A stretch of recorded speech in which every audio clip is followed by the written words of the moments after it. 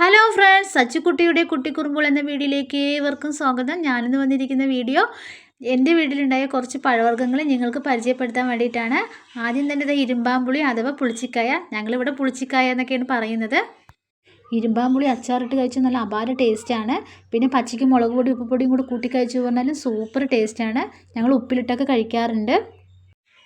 ഇതാണ് star fruits. ഇത് പച്ചയ്ക്ക് കഴിക്കുമ്പോൾ ചെറിയൊരു പുളിപ്പുണ്ടാകും, പക്ഷെ പഴുത്തിട്ട് കഴിച്ചു പറഞ്ഞാൽ നല്ല മധുരമായിരിക്കും. ജ്യൂസൊക്കെ അടിച്ചു കുടിച്ചു പറഞ്ഞാൽ സൂപ്പറായിരിക്കും. ഇത് ഷുഗറുള്ളവർക്ക് കഴിച്ചു പറഞ്ഞാൽ ഷുഗർ കുറയാൻ സാധിക്കുന്നതാണ് പറയാറ്. ഇതാണ് സ്റ്റാർ ഫ്രൂട്ട്സ്. ഇനി നമുക്ക് അടുത്തത് ചാമ്പങ്ങ വലിക്കാം. ചാമ്പങ്ങയൊക്കെ നന്നായി പഴുത്തിരിക്കുന്നുണ്ട്.